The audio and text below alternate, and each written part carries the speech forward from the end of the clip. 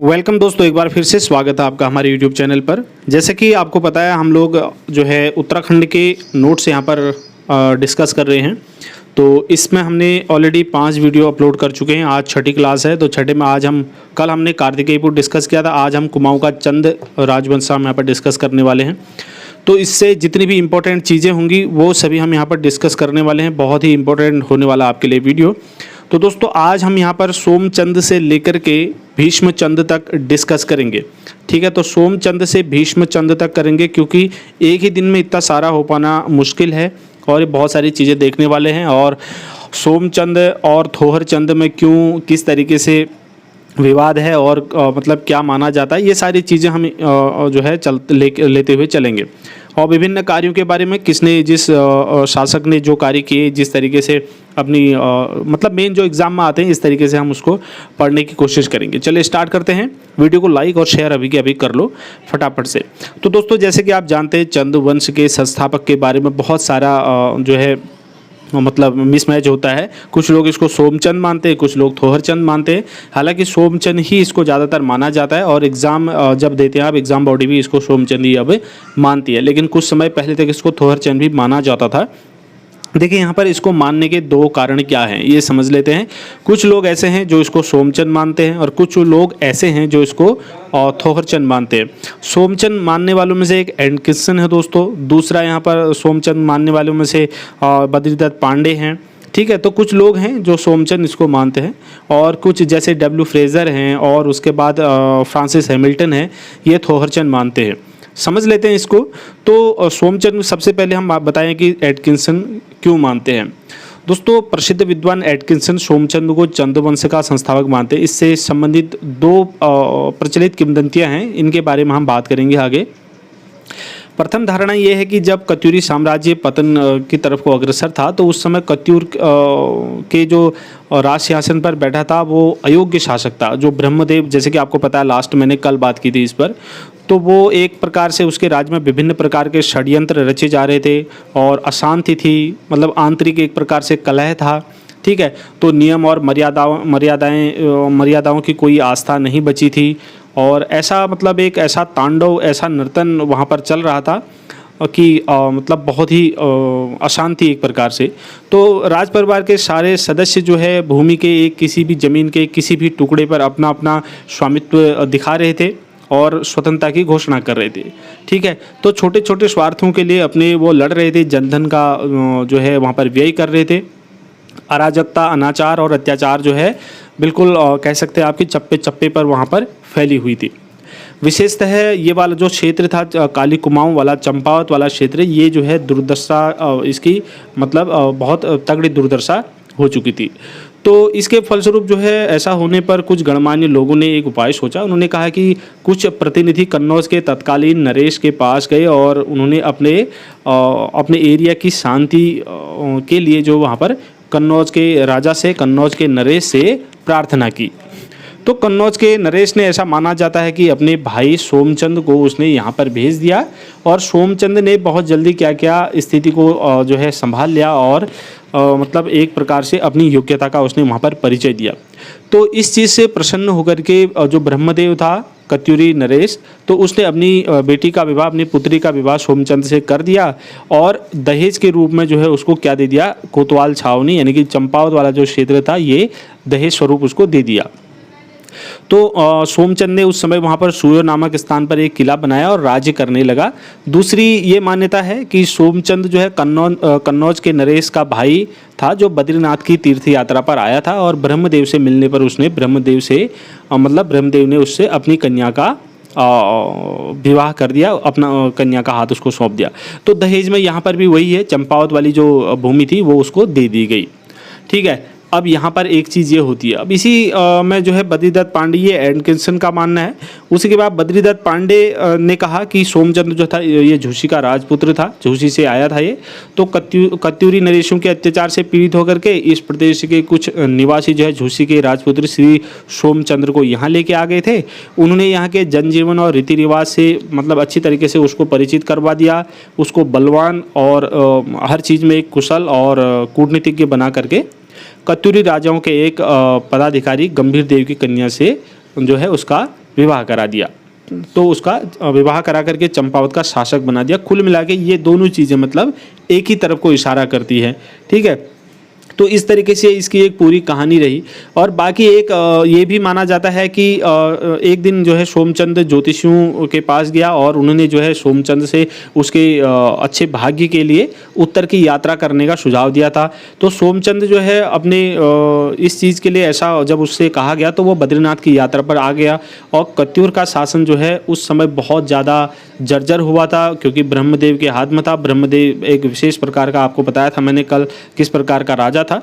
सोमचंद बहुत अच्छा एक राजकुमार थे, तो उनने बहुत इस तरीके से प्रभावित किया उसको कि उसने अपनी कन्या का विवाह इससे कर दिया।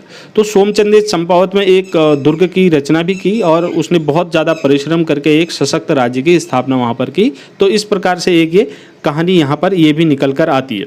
दूसरा मान्य है थोहरचंद के बारे में। तो थोहरचंद का प्रमाण जो है report on Kumaon and Garhwal 1813 की एक बुक है। इसके राइटर हैं डब्ल्यू फ्रेजर। तो डब्ल्यू फ्रेजर ने इस बुक में हर्षदेव जोशी के विवरण के आधार पर लिखा है कि इस वंश का पहला राजा थोहरचंद था, जो 16 से 17 वर्ष की उम्र में यहाँ पर आया था।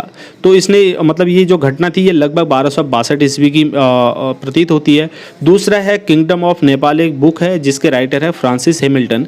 तो इन्होंने जयदेव त्रिपाठी के पुत्र कनक प्रेम निधि के साक्ष्य के आधार पर लिखा है कि थोहरचंद ने झूसी से आकर नेपाल के किसी राजा के यहाँ पर उसने नौकरी की थी। तो यहाँ पर ये भी थोड़ा इन्होंने बताया है।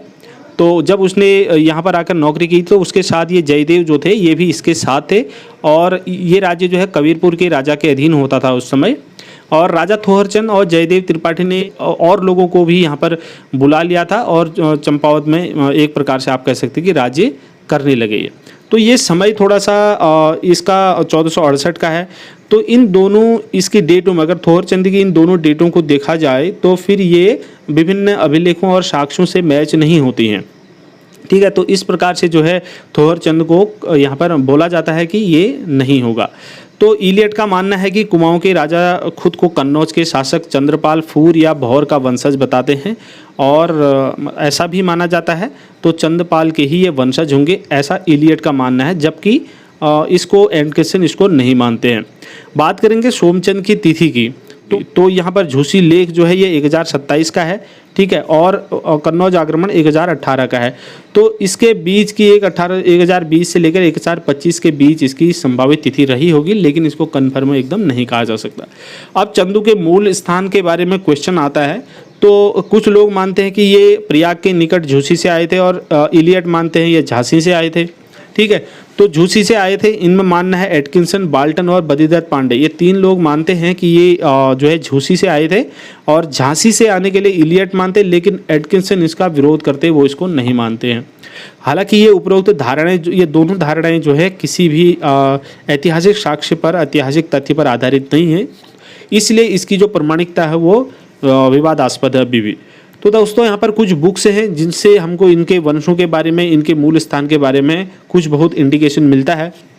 जैसे एक बुक है तारीख़ यामिनी, ठीक है। तो तारीख़ यामिनी में मिलता है, ये आप ध्यान रखना इसको, इसके रचयिता फरिश्ता हैं। तो चंद्रपाल फूर को महान वीर पोरस का इसमें वंशज बताया गया है। चंद्रपाल फूर जो था वो कन्नौज या फिर और प्रयाग का शासक था, ये आपको पता होना चाहिए। चंद्रपाल फूर, ठीक है, इसको पोरस का वंशज बताया गया है। उसके बाद अगर अब देखिए चंद्रपाल फूर का यानी कि कन्नौज के भाई था सोमनाथ, तो वहाँ पर आपको बता दो सोमचंद है। तो अब वो भी जो है पोरस का वंशज यहाँ पर माना गया। अब नीचे गुर्जरदेव मंदिर द्वाराहाट की अगर बात करेंगे, यहाँ पर इसको प्रतिहारों का वंशज बताया गया है। तो इस तरीके से यहाँ पर बहुत सारी भ्रांतियाँ समझ में आती है, लेकिन ज़्यादातर जो साक्ष्य मिलते हैं वो झूसी से इनके मिलते हैं, यानी कि कन्नौज वाले से।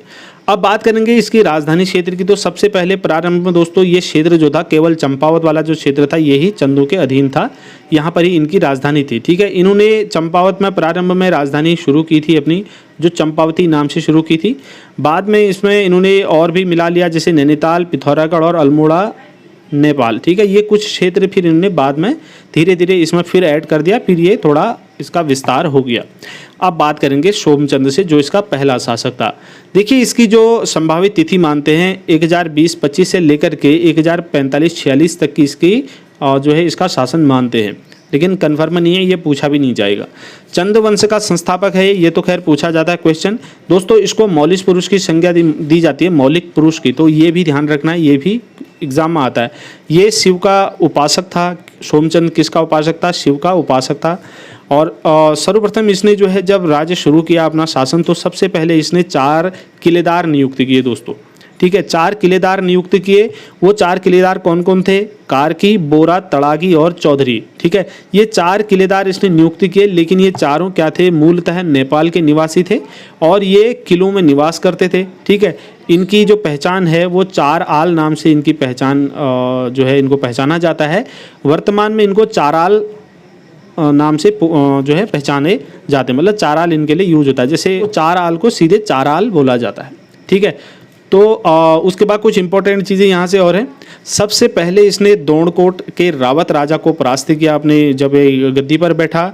उसके बाद इसने महारा और फर्त्यालों को मंत्री और सेनापति नियुक्त किया। तो क्वेश्चन सीधे सीधे आते हैं ये। सबसे पहले इसने क्या किया? दोणकोट के रावत राजा को परास्त किया।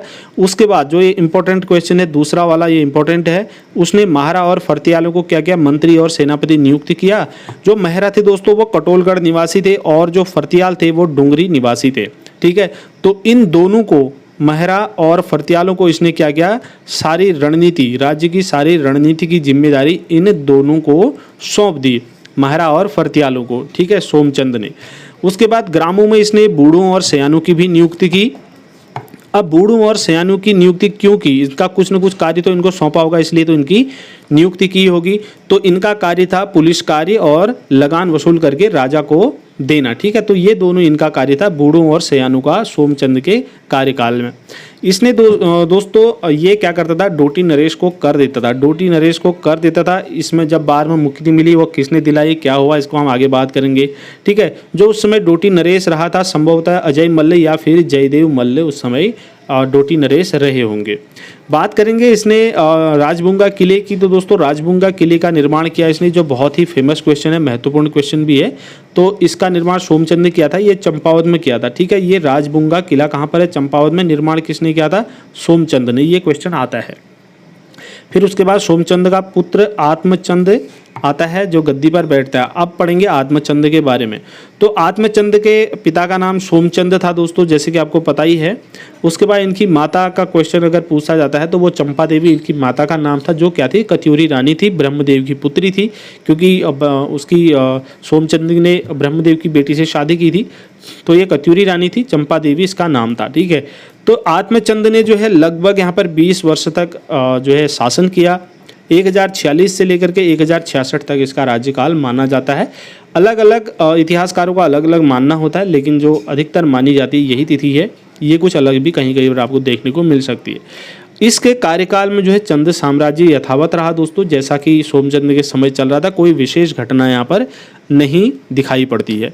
उसके बाद आता है पूर्णचंद। पूर्णचंद 1066 से लेकर के 1084 ईस्वी तक इसने शासन किया लगभग। तो इसके बारे में एक चीज़ माना जाता है कि ये शिकार खेलने का जो है शौकीन शासक था। तो शिकार खेलने का शौकीन शासक कौन था? पूर्णचंद था। तो इसने संपूर्ण राज्य युवराज इंद्रचंद को सौंप करके क्या किया था? माता पूर्णागिरी की सेवा में ये तल्लीन हो गया था। तो ये भी बहुत महत्वपूर्ण है। उसके बाद आता है इंद्रचंद। तो दोस्तों इंद्रचंद जो है किसका पुत्र है? पूर्णचंद का, हमने पहले ही आपसे कहा। तो इंद्रचंद के बारे में एक इम्पॉर्टेंट चीज़ें आप जान लो, ये एक हिसाब से आप की वर्ड इसको अपना बना लो। तो इंद्रचंद जो है रेशम से संबंधित है दोस्तों, ठीक है। इसने रेशम उत्पादन और रेशम का निर्यात, रेशम के वस्त्र, रेशम के बुनकर, रेशम वगैरह, ये सारी चीज़ें जो है इसने रेशम का व्यापार, जितना भी रेशम से संबंधित आएगा वो किससे आएगा? इंद्रचंद से जुड़ा हुआ होगा। तो इंद्रचंद ने क्या किया? रेशम का उत्पादन किया, रेशमी वस्त्र बनाने का कार्य शुरू किया और उसका निर्यात बाहर दूसरे देशों में करने लगा। दूसरे देश मतलब ये नेपाल मार्ग से क्या किया इसने? चीन के साथ व्यापारिक संबंध स्थापित किए। व्यापारिक संबंध नहीं स्थापित नहीं किए, वहाँ पर कुछ और पे ही इसने कार्यक्रम स्टार्ट किया। देखिए यहाँ पर इसने चीन की राजकन्या से शादी कर ली वहाँ पर, ठीक है। अब ये नेपाल के रास्ते से इसने व्यापारिक संबंध वहाँ पर किया। अब किस लिए किया था? रेशम की वजह से। भाई जब रेशम का उत्पादन किया, रेशम का कारोबार करने लगा, तो उसके लिए कारीगर और उसके लिए मजदूर, उसके लिए वर्कर भी तो चाहिए। तो वो उसने क्या करा? जो वर्कर थे, रेशम के बुनकर थे, उनको उसने मैदानी भागों से बुलाया। जो लोग ये रेशम का कारोबार करने का काम करते थे उनको पटवा या फिर पटौवा कहते थे। बहुत ही इंपॉर्टेंट है, ये टर्मोलॉजी आती है, ठीक है। इस तरीके से बात करेंगे दोस्तों, चंपावत में रेशम के कारखाने लगवाइए, मैंने आपको बता दिया। उसके बाद जो है जितने भी रेशम से संबंधित चीज़ें आएंगी वो सभी जो है किससे आएंगी, इंद्रचंद से संबंधित होंगी।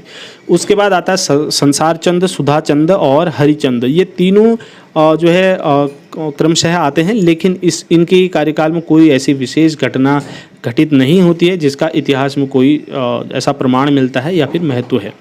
तो उसके बाद आते हैं वीणाचंद। तो वीणाचंद के समय में कुछ चीज़ें हुई, उनको हम समझ लेते हैं फटाफट।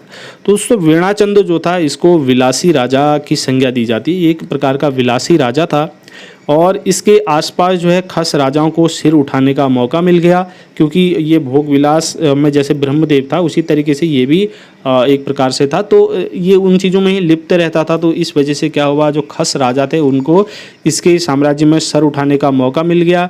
और क्या होता है कि वीजड़ और जीजड़ ने कुमाऊं पर आक्रमण कर लिया, जो खस राजा थे, ठीक है। तो वीजड़ और जीजड़ ने कुमाऊं पर आक्रमण कर लिया, तो उसके बाद भाई इसकी मौत हो जाती है और चंपावत पर लगभग जो है काफ़ी सालों तक जो है खसों का अधिकार हो जाता है। तो वीणाचंद की अंतिम तिथि 1175 है। तो 1175 से लेकर के 1223 तक क्रांचल देव के अधीन चंदों की 3 शाखाएं जो है एक तरफ से शासन करती रही। और बाद में जो है वीरचंद आता है। तो वीरचंद ने फिर यहाँ पर अशोक चंद के साथ मिल करके जो ये वीणाचंद के समय ये उत्पात मच गया था, इस तरीके की एक प्रकार से उपद्रव उत्पन्न हो गया था, जो चंद शासन को इस तरीके से क्षति पहुंची थी उसको शांत उसने कर दिया था। तो जब अशोक चंद का इसमें आक्रमण हुआ था खसों के ऊपर, तो उस समय राजा वीरचंद्र था, ये बताने की ज़रूरत नहीं है। तो 1206 ईस्वी में इसकी भी मृत्यु हो जाती है। और जो है इसने जब अशोक चंद के साथ मिल करके खस राजा पर आक्रमण किया, उस समय खस राजा शोनपाल था, उसको पराजित करा। तो फिर से इसने चंद वंश की स्थापना कर दी थी, चंद राज्य पुनः स्थापित कर दिया। किसने किया था? वीरचंद ने किया। उसके बाद आता है नरचंद। तो नरचंद की संभावित तिथि जो है, कुछ लोग इसको 1297 से 1321 मानते हैं, ठीक है। और गोए महोदय हैं तो वो मानते हैं 1297 से 1321। और इसका जो संभवतः इसका शासन था वो 1236 से लेकर के 1260-61 तक माना गया कुछ लोगों के द्वारा। और श्यामलाल इसको अस्वीकार करते जो गोए महोदय ने बताया है। यहाँ पर भी कोई ऐसी विशेष घटना नहीं है। बात करते हैं थोरचंद की। तो थोरचंद के बारे में काफ़ी कुछ डिस्कस हम पहले ही कर चुके हैं। तो ये 1261 ईस्वी में गद्दी पर बैठा, 1261-62 इसकी 2-3 तिथियाँ अलग अलग आती हैं दोस्तों। वहाँ पर बात करेंगे अब त्रिलोक चंद की। तो इसके बाद आता है त्रिलोक चंद। त्रिलोक चंद एक कह सकते हैं आप एक पहला ऐसा शासक था जिसने अपने साम्राज्य का विस्तार किया। पहले ये केवल चंपावत के क्षेत्र में ही था, तो बाद में ये नैनीताल, उधम सिंह नगर वगैरह के कुछ अन्य भागों को भी इसने सबसे पहले मिलाना शुरू किया। त्रिलोक चंद ने विस्तार करना, ठीक है। तो इसने भीमताल में एक किले का भी निर्माण किया और इसकी मृत्यु 1303 में इसकी मृत्यु हो गई। इसने एक छकाता महल का निर्माण भी किया, ठीक है। तो छकाता महल का निर्माण किसने किया? त्रिलोक चंद ने। ये ध्यान रखना आपने। बाकी चीज़ें क्या है इसमें, इससे कुछ खास इंपॉर्टेंट और नहीं था। उसके बाद आता है उमरचंद। तो उमरचंद के समय भी कोई खास चीज़ नहीं आती। 18 वर्षों तक इसने राज्य किया, लेकिन यहाँ पर कोई विशेष चीज़ निकल कर नहीं आती है। धर्मचंद आता है उसके बाद। धर्मचंद के बारे में भी यहाँ पर कोई विशेष चीज़ इसके कार्यकाल में नहीं हुई जिसको डिस्कस किया जाना चाहिए। उसके बाद आता है उभयचंद भाई। अभयचंद। तो अभयचंद के समय में आपको बता दूं, अभयचंद एक चंद वंश का पहला शासक था जिसने अपने अभिलेखों का उत्कीर्णन शुरू किया। तो इसने अभिलेख उत्कीर्ण करने शुरू करवाए। ये बहुत ही इंपॉर्टेंट है, ये ध्यान रखना। तो पहला शासक या पहला चंद शासक जिसने अपने अभिलेख उत्कीर्ण करवाने शुरू किए, तो अभयचंद ने करवाए थे ये। तो इसी के समय में तुगलक ने क्रांजिल पर आक्रमण किया था अभयचंद के समय में। उसके बाद आता है कर्मचंद। तो कर्मचंद जो है इसने क्या किया, इसने केवल जो है 1 वर्ष राज किया। तो 1 वर्ष राज करने के बाद इसने मणकोटी राजा के पास ये चला गया और फिर उसके बाद क्या हुआ, ज्ञानचंद गद्दी पर बैठ जाता है कर्मचंद के बाद। अब ज्ञानचंद से थोड़ा बहुत पढ़ने वाली चीज़ें हैं जो एग्जाम में आती हैं। ज्ञानचंद भी 2 हैं दोस्तों। ये ज्ञानचंद प्रथम है जिसको गरुड़ ज्ञानचंद बोला जाता है, ठीक है। तो गरुड़ ज्ञानचंद जो है ज्ञानचंद प्रथम है। इसका शासन 1365 से लेकर के 1420 तक का माना जाता है लगभग। तो ये पहला शासक था जो दिल्ली के सुल्तान फिरोज शाह तुगलक के दरबार में गया था दोस्त, ठीक है। तो फिरोज शाह तुगलक के दरबार में जब ये गया था तो इसने फिरोज शाह तुगलक को भेंट अर्पित की थी, ठीक है। तो फिरोज शाह तुगलक ने भी, अब भाई जब दरबार में तुम उनके गए हो, कुछ दे रहे हो, तो उनका भी फर्ज बनता है एक राजा के नाते आपको भी कुछ न कुछ दे और आपको भी कुछ न कुछ खुश करे तोहफे स्वरूप, ठीक है। तो उसने क्या करा, ये ज्ञानचंद को तराई वाला क्षेत्र सौंप दिया। तो उस समय जब ज्ञानचंद को ये सौंपा था, उस समय यहाँ पर कटेहरियों का अधिपत्य था। इसको गरुड़ की उपाधि दी, ठीक है। तो फिरोज शाह तुगलक ने, किसने दी थी गरुड़ की उपाधि? फिरोज शाह तुगलक ने दी थी। और इसको जो है सौर विजेता के उपनाम से भी जाना जाता है। ज्ञानचंद को, गरुड़ ज्ञानचंद को सौर विजेता के उपनाम से भी जाना जाता है। इसके बारे में एक चीज़ इम्पोर्टेंट और है, ये गरुणेश्वर विष्णु का उपासक था, क्योंकि क्वेश्चन आता है गरुड़ ज्ञानचंद जो है किसका उपासक था? गरुणेश्वर विष्णु का। ये गरुड़ के नाम से ही आप इसको याद कर सकते हैं।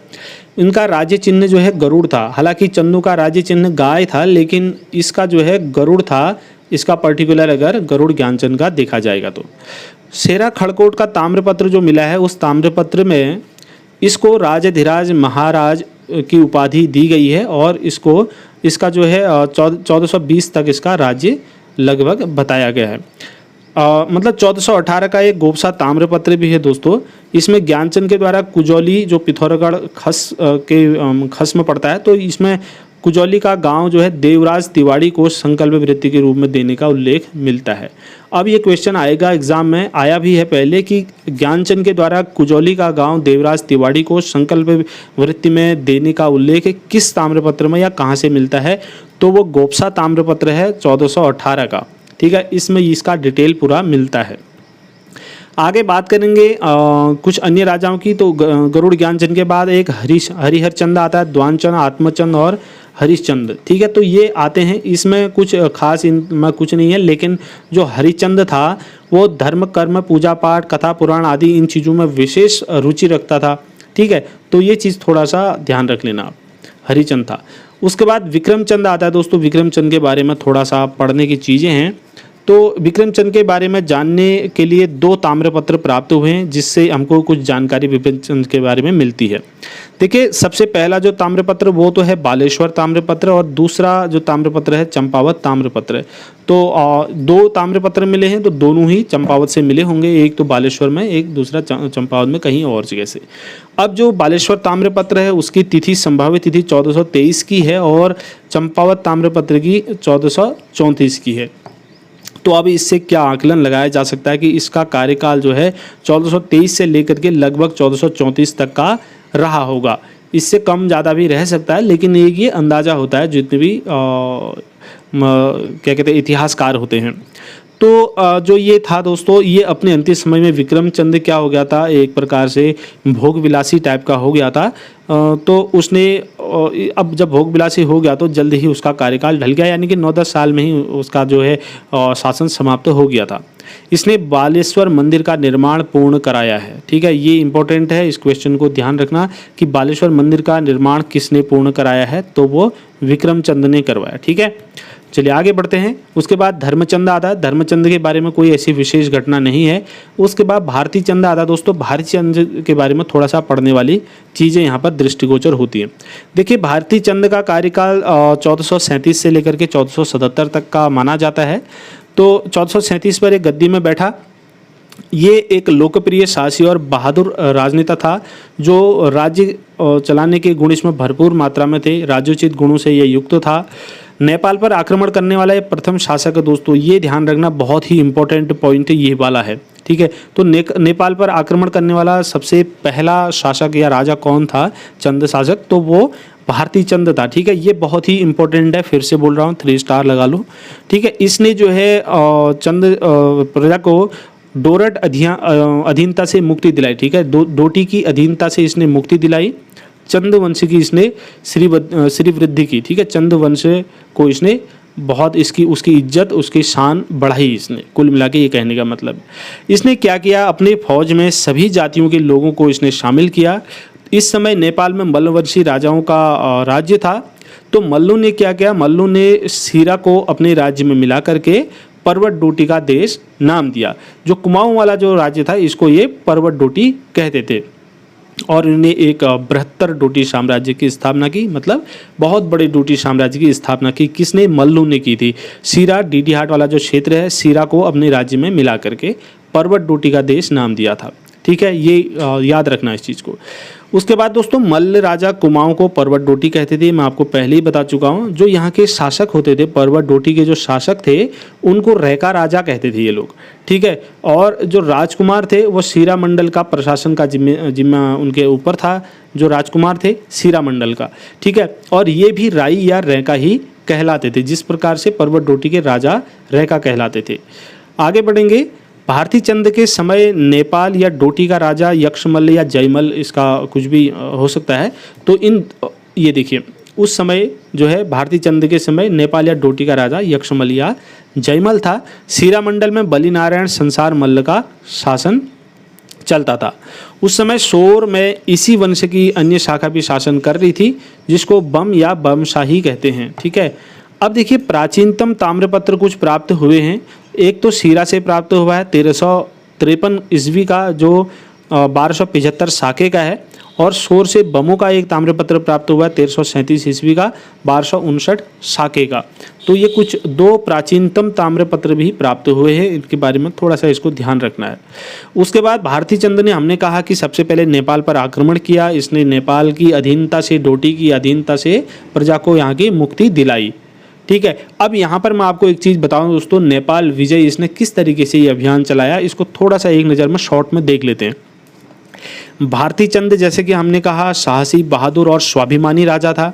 जब वो भाई इतना बहादुर था, स्वाभिमानी था, तो उसको नेपाल की अधीनता स्वीकार नहीं हुई। तो उसने क्या किया, सभी जातियों को मिला करके एक सेना का निर्माण किया।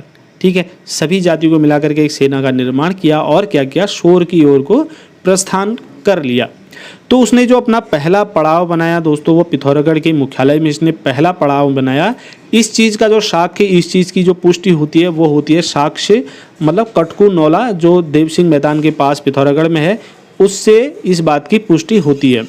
उसके बाद इसने दूसरा पड़ाव बनाया काली नदी के पास, जो बड़ालू से गौड़ीहाट तक है। ठीक है, और बाली चौड़ में इसने क्या किया, अपना शिविर लगा दिया।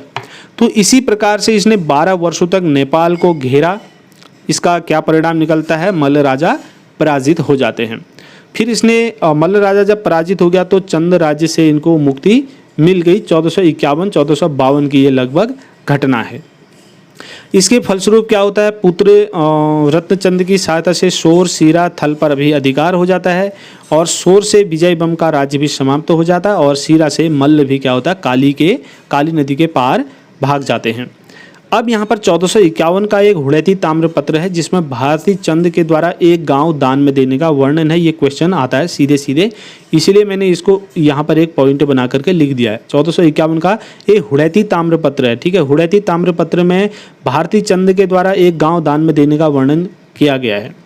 जब फिर उसके बाद जब ये सीरा से मल्ल जो है काली के पार भाग जाते हैं, तो सीरा में डूंगरा बसेड़ा को सामंत ये नियुक्त कर देता है, और बसेड़ों से पहले यहाँ पर कल्याण मल्ल का शासन हुआ करता था, जो काली के पार भाग गया था। ठीक है, अब यहाँ पर सीरा में इसने डूंगरा बसेड़ा को सामंत नियुक्त कर दिया।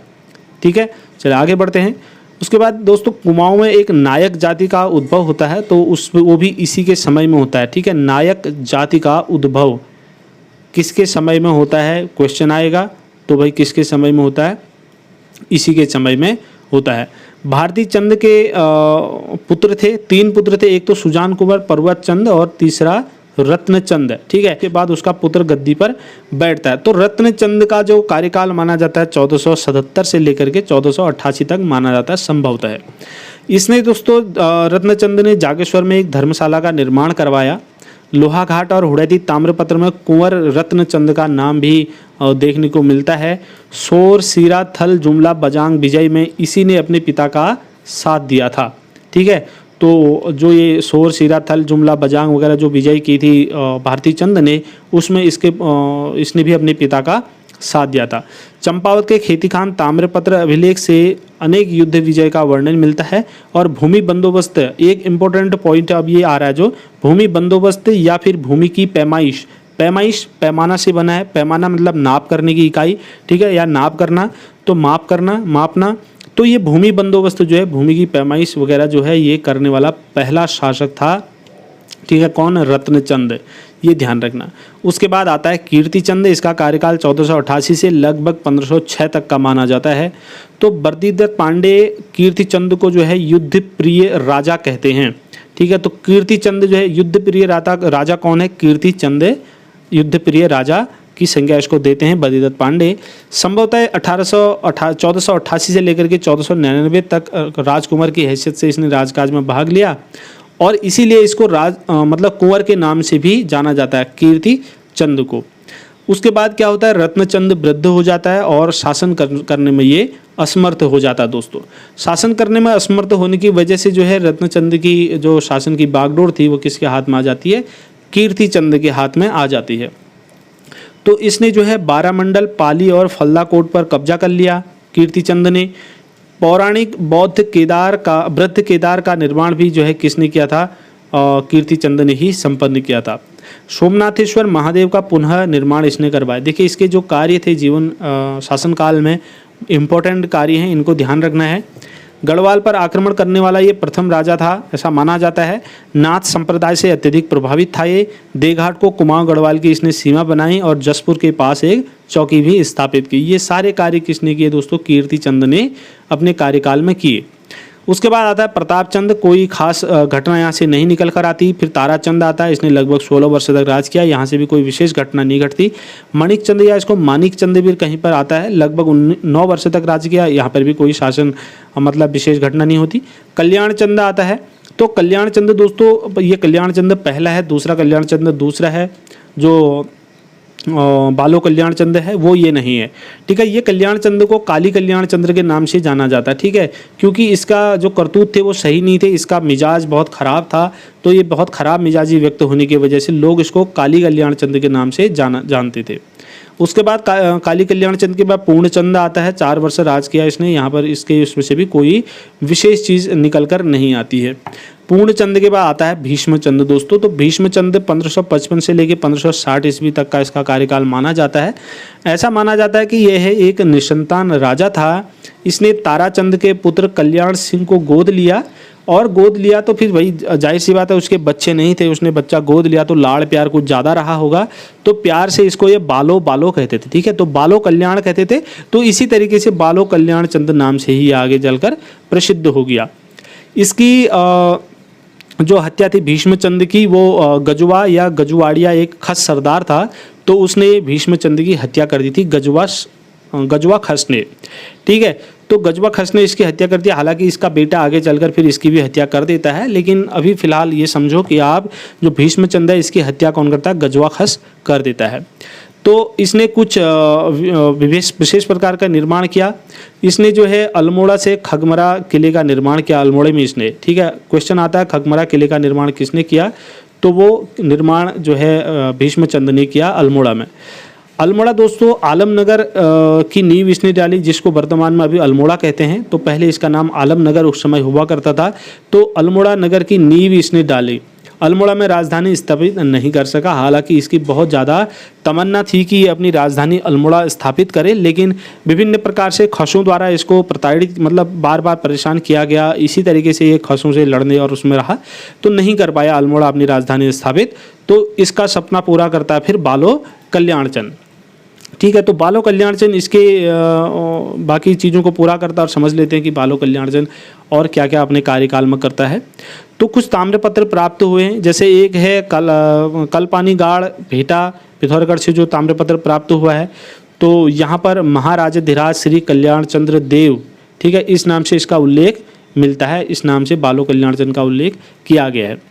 जो भीष्मचंद्र का उत्तराधिकारी था, नरी पांडु को भेजा में इसने जमीन दी थी, ये भी यहाँ पर साफ साफ दिया गया है। जो ये ताम्रपत्र है कल्पानीगाड़ भेटा इसमें, ठीक है। इसके लिए मैंने बताया महाराजाधिराज श्री कल्याण चंद्र देव का नाम आया है, और इसने उत्तराधिकारी था उसका, और नर पांडे को इसने भेजा में ज़मीन दी थी। इसने कुछ कार्य किए, इन कार्यों का थोड़ा हम स्टडी कर लेंगे। देखिए इसने मणकोटी राज्य को चंद राज्य में मिलाया और वहाँ के जो मणकोट के जो पंडित उप्रेती और पंत थे उनको राज्य कर्मचारी बना करके ये क्या किया, इसने अल्मोड़ा ले गया। और सबसे महत्वपूर्ण एक कार्य जो इसने किया था वो राजधानी चंपावत से लेकर के अल्मोड़ा स्थानांतरित कर ली थी, जो इसके पिताजी नहीं कर पाए थे वो इसने कर दिया।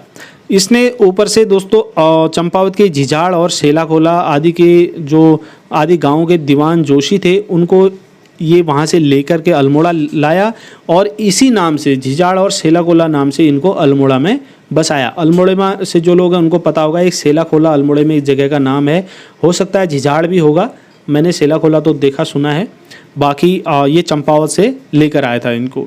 कई ताम्रपत्रों में अल्मोड़ा को राजपुर भी कहा गया है, थोड़ा सा इस पर भी ध्यान करते हुए चलना। इसने गंगोलीहाट और दानपुर क्षेत्र को जो है चंद राज्य में मिलाया। तो गंगोलीहाट और दानपुर क्षेत्र को चंद राज्य में किसने मिलाया, ये भी आपसे पूछा जा सकता है, ध्यान रखना। गजवा नामक जो खस सरदार था उसको मैंने कहा उसको पराजित किया, उसको मार दिया इसने, ठीक है। तो उसके बाद क्या हुआ, खगमरा कोट और रायगढ़ पुनः इसने जीत लिया जब गजवा खस को इसने मार दिया। इसके समकालीन शासक भी कभी कभी एग्जाम में पूछ लिए जाते हैं। पंवार शासक इसका समकालीन सहजपाल और मुगल शासक अकबर था। हालांकि अकबर इसके शासनकाल के लास्ट में रहा क्योंकि इसका खुद का शासनकाल बहुत कम रहा था। तो उसके बाद जब रुद्रचंद आता है तो अकबर को रुद्रचंद का समकालीन भी माना जाता है। इसने कुछ विशेष निर्माण किए, जैसे लाल मंडी किले का इसने निर्माण किया, इसको फोर्ट मोइरा भी कहा जाता है। एग्जाम में ये आता है कि इसका लाल मंडी किले या फोर्ट मोइरा का निर्माण किसने किया, तो ये भाई जो है 1563 में पलटन बाजार अल्मोड़े में जो है बालो कल्याण चंद ने ही इसका निर्माण किया। तो ये सारी चीज़ें जो है यहाँ से इम्पोर्टेंट थी वो हमने डिस्कस कर ली है। अब आते हैं रुद्रचंद पर। रुद्रचंद को हम कल के वीडियो में डिस्कस करेंगे। रुद्रचंद से आगे जितने भी चंद राजा थे उन सभी को हम डिस्कस करेंगे और लास्ट वीडियो में कुछ महत्वपूर्ण प्रश्नों को भी हम डिस्कस कर लेंगे। तो साथियों अगर इसमें कोई गलती आपको नज़र आती है तो ज़रूर कमेंट सेक्शन में कमेंट करके बताना, उसको हम करेक्ट कर देंगे फर्स्ट कमेंट में और डिस्क्रिप्शन में। बाकी डिस्क्रिप्शन वगैरह आप चेक कर लेना। इसके बाकी वीडियोज फर्स्ट से लेकर के फर्स्ट क्लास से आप वीडियो के नोट्स बनाने शुरू कर दो। इन नोट्स को पढ़ोगे कहीं पर आपको कोई दिक्कत आने वाली फिर नहीं है। नेक्स्ट वीडियो में मिलेंगे, इसमें इतना ही। धन्यवाद, जय हिंद।